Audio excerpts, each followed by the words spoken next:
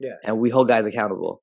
Now, for coaching, being a head coach at collegiate level, there's a little bit more to worry about than obviously professional because these kids are still students, right? Right. How do you find the balance between a player that might be a standout on the court, but a flunker in the classroom, to achieve that balance? Because I mean, in the U.S., a lot of that is masked, um, Yeah, because there's money involved with the NCAA, that's right? right. One of the most corrupt, evil organizations on the planet. That's the nuts. That's another topic. But Hmm. how do, on the Canadian level, because I compete in Canadian collegiate sports, it's you can't get away with it that much. So No.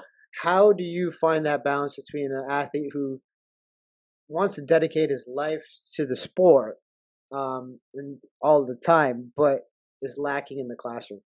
It's tough, and it's so hard because we can only do so much on our end. Yeah, We can have study sessions, we can talk to them, we have our one-on-ones at the beginning, middle, and end of the season. We're very like close with the guys as much as we can. And I mean, I've had guys tell me, "Hey, coach, I'm fine." Like, "Oh yeah, school's great, no problem." Like, "Yeah, I'm good." yeah, And then I get the report from our coordinator. They went 0 for 4.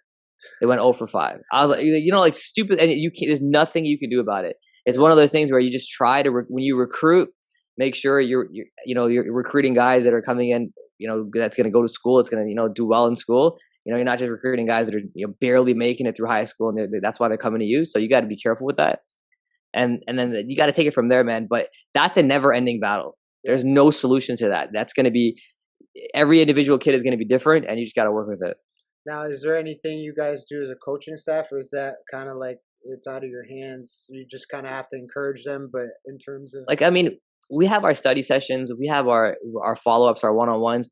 We have a varsity coordinator who meets with our players one-on-one periodically throughout the year to do check-ins and make sure that they need access to tutoring, they're there, yeah, that they have the support. But you're dealing with grown men, and these guys got to take accountability too. It's not like dealing with high school kids. It's easy. yeah, You see them every day. I can monitor their grades. yeah. I have access to their grades. In college, I don't have access to my kids' grades. I don't know what they're doing. They don't have to. They're adults. They don't have to tell me anything. Yeah, they don't have to say shit, right? So And correct me if I'm wrong, but you have to maintain a certain GPA to maintain eligibility, right? you gotta pass 66.7% of your course load So yeah, to maintain eligibility. to maintain eligibility. Yeah, Like you'll still be in school if you get 50%, but you have that's right. to, in order to be an athlete to compete, you have to have 66.7, right? No, you have to pass 66.7. There's no GPA requirement. You just have Oh, to okay, pass.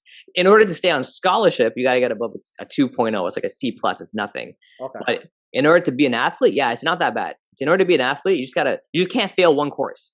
Okay, that's not terrible. You can't fail more than one course. So if you fail one course, fine, but you Yeah, can't fail more than one course. well, that's still not terrible. That's pretty Yeah. good So you leeway. can get 50s and everything else and fail one course and you're fine. Yeah, just pass. Just pass. Yeah, that's all you gotta do. Just Now, pass. what is the?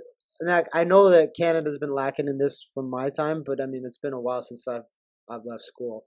What is the scholarship programs like now, in terms of for coaches to attract athletes? Because do you get athletes from out of Canada to be able to come to? It's not very often unless they're part of the international program. Yeah. And every school is different. Every school has a different scholarship policy. Now, like without, I mean, I am sure it's not secret, but No. what is your school's policy that gives you leverage to kind of recruit the best athletes So you can? in our league in the OCAA, we're kind of limited, and the maximum allowance that we're allowed to give an athlete is $3,000, and that's mandated by the OCAA. Jesus Christ, that doesn't Yeah. pay for tuition.